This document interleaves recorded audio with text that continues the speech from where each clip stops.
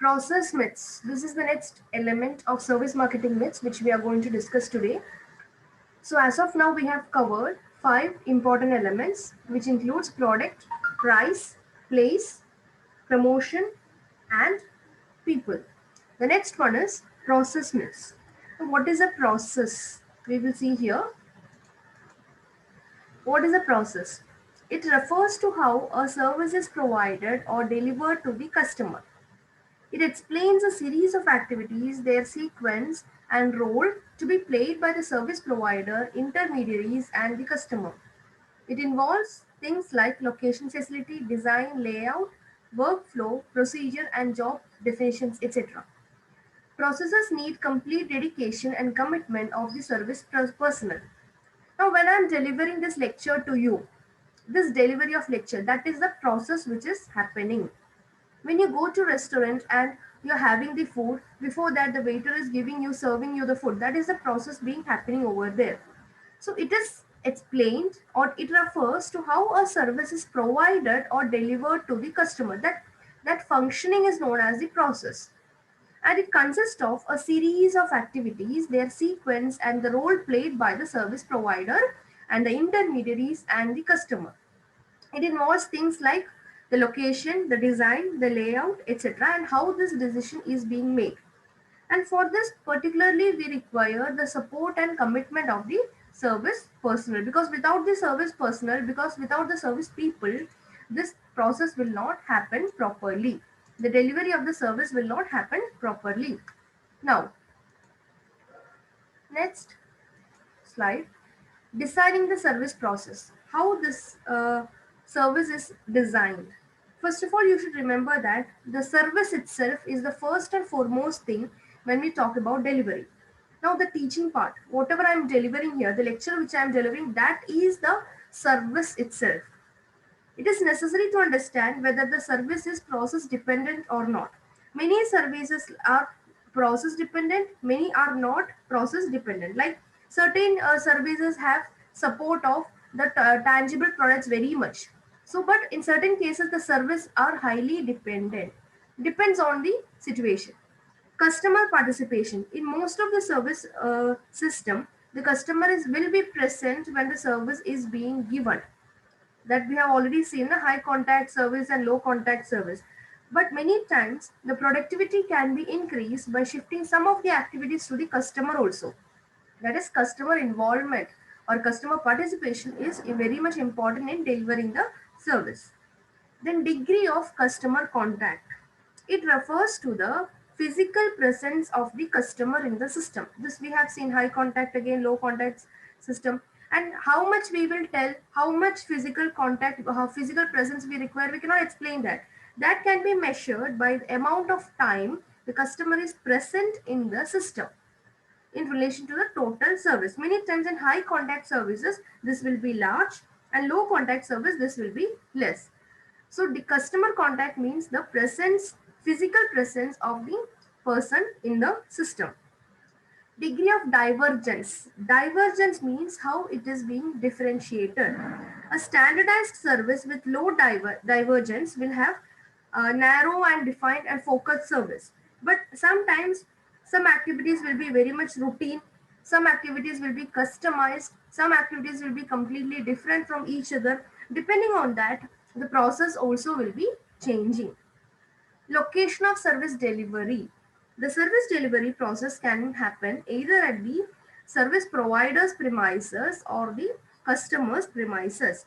In some cases, like type of painting, you're painting the walls of a house, you're cleaning the house and all, this delivery will happen at the customer's place. In certain cases, the services will happen at the provider's place. Like for example, offline lectures जब भी होते हैं, the location will be the college or the education institution. Medical services लेने के लिए you have to go there. Your presence is inevitable in that service provider's place. When you for travel and tourism, you have to be physically present at the service provider's place. But there are certain activities, जैसे कि as mentioned over here earlier itself, painting of your home, your repairs and maintenance of any equipments at your home. That time the location will be different. Then complexity of the service. Depending on the complexity of the service also, the process of delivery can be changed. There is something known as a blueprint, service blueprint. Service blueprint actually explains how a service is being given or delivered to the customer. So by having a look at the blueprint, we can easily understand whether the service is highly complex or less. Now, service process planning. When we talk about process planning, we have to remember these four to five points over here, which involves basic technological decisions, conversion or materials decision, specific equipment decision, process flow, and people decision. One by one, we will see over here. In technological decision में they explain about the availability of technology to deliver the service. क्या क्या चीजें available है ताकि service delivery आसान से हो सकते हैं. उसके बाद the feasibility of the technology. Feasibility means whether it is viable to use this particular technology or not. The knowledge of the employees while using this technology. Role of the competitors. Then for example here you can see the use of online teaching devices. Now for this service delivery to be happening, we require the technology, feasibility of the technology, whether it is cost effective for the teachers, the knowledge of the teachers while operating this technology, and the presence of other teaching devices. For example, here I am using Zoom. There are so many other competitors also. We have Google Meet, we have WebEx, like that, so many others. So that all these things are equally important when taking the first decision about technology.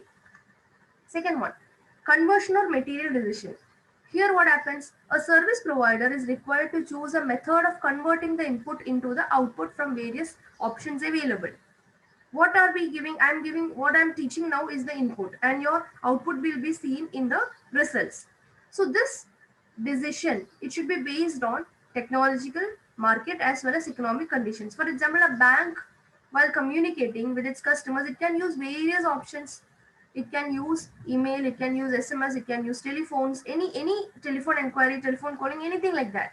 So depending on this different options given, the service provider will choose the best option which is helpful for delivering the service. Then equipment. Technology and equipment almost go side by side. Both are going together. It must require full support for designing the service. Using this service equipment, it will actually help the employees to visualize the physical process taking place. Now sitting here, I can easily visualize how you are attending the lectures. Now here also there are different categories. Some are fixed position where it is fixed over there. We cannot change the location.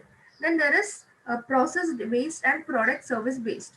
It depends on, like for example, I tell you fixed position में कैसे होते हैं कि high quality, the personal service will be of high quality and we cannot move the location frequently. Like for example, education, we cannot shift the college as per your requirement. Talking about offline education. Then process based में कैसे होते हैं कि based on the process, based on the conversion system, things can be changed. Product basis में as per the requirement, things can be changed. Then process flow decision. This includes various decisions related to service delivery, how it is happening.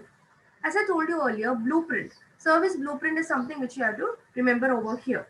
Service blueprint, flow charting or mapping, front and back office, the layout, the benchmark.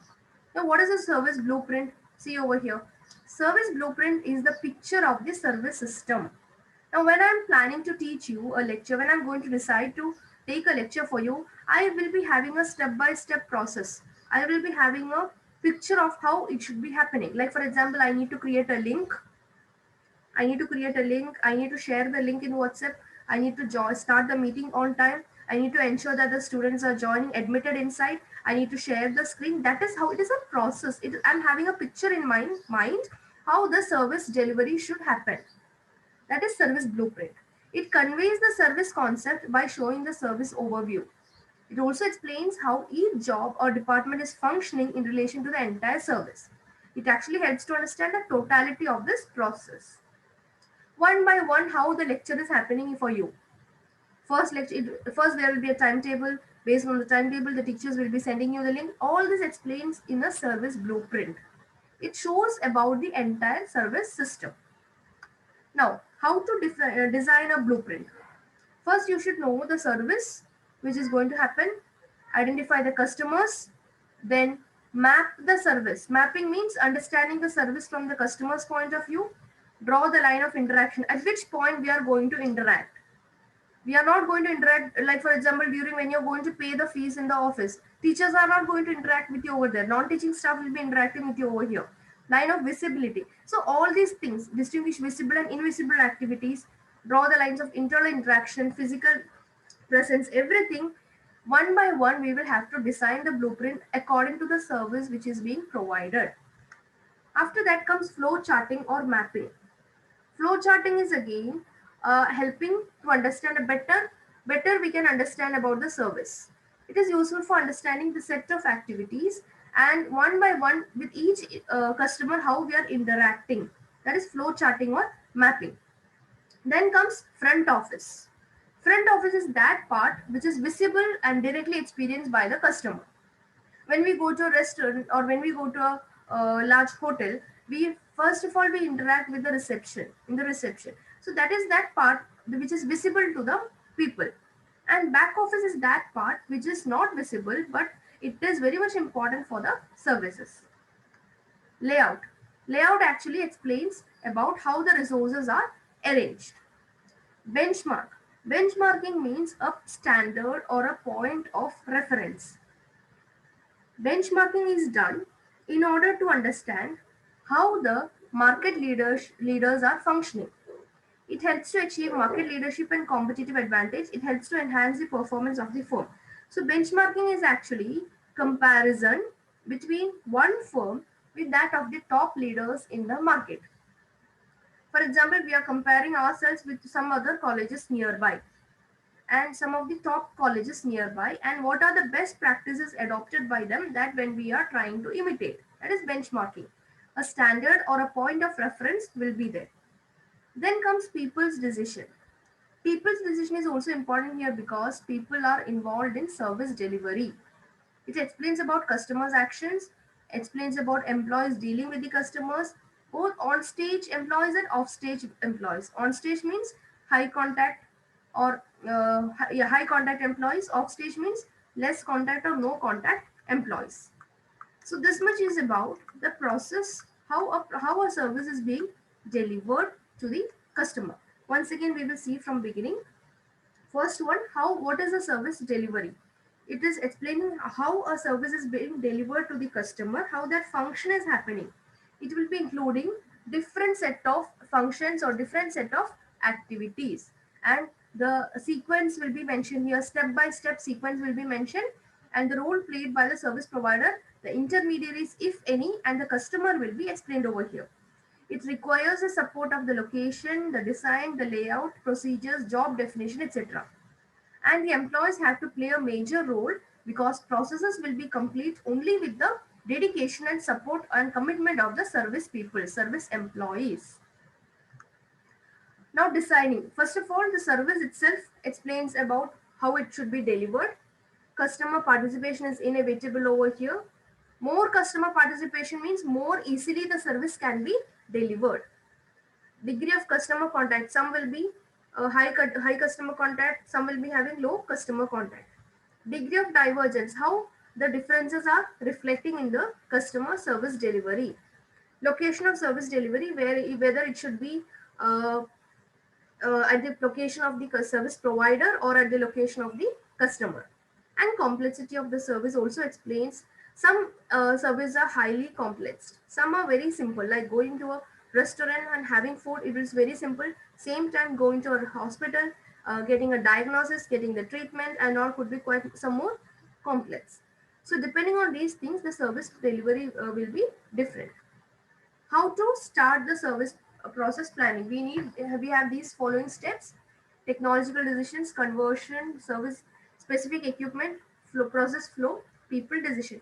In this, what you have to remember is, okay, of course, technology is important, conversion, other options are important, equipments which are helping over here in the service delivery, that is important. Process flow is important, but main thing which you have to remember here is about blueprint. What is a blueprint? Blueprint actually, it will help mentally, we will be able to see how the service is being delivered. It conveys the step-by-step process. It explains how each job and service are connected to each other and how it is functioning as a whole. And it helps to understand the totality of this process. Then, how to design the blueprint. We need to know what service, we need to know the customers involved over here. Like for example, take educational institution itself. The service will be providing education. The customers will be the students. Identifying the customers means the students who are there. Mapping the service from the customer's point of view. Understanding what all the students are requiring. Draw the line of interaction at which all point we are going to, the teachers are going to interact with the customer.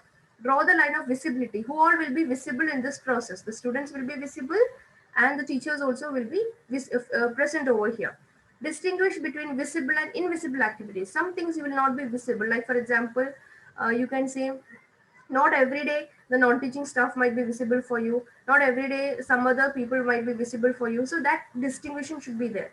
Draw the line of internal interaction. When you're discussing with the faculties, that is interaction. That part should be clear.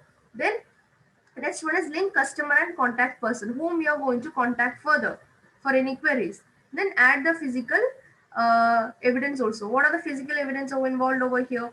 Of course, now since it is online teaching, we can talk only about the electronic equipments which are available over here. But otherwise, when we talk about the physical evidence, we will be talking about the college infrastructure, the college building, the benches and desk available, the chalk and board available, the books available, the library available. All these are physical evidence. So all together, only we can deliver the process. The flow charting is also important, helps to understand clearly we will be able to understand step by step how the service is created and how it is being delivered. Each stage, what is happening. Front office and back office are the people who are involved in the system. Front office people are visible, back office people are normally not visible, but they are equally important for the delivery of the services. Layout, how the resources are arranged. Benchmarking means comparison, a point of reference or a point of comparison whereby we we try to compare our performance with that of the top leaders in the market, and thereby we are trying to enhance the performance, our performance, because we try to take out those positive points which the top market leaders are enjoying, and thereby we try to have a competitive advantage. Then comes people. People involves mainly, of course, we know that in service sector, people plays a major role because we need people for each and every interaction, each and every service delivery to happen successfully. So customer actions are involved over here. It also includes how the people are dealing with the customers, and they focus on both on stage, that is contact customers, and off stage, that is which is not requiring much contact. So that much is about process myths.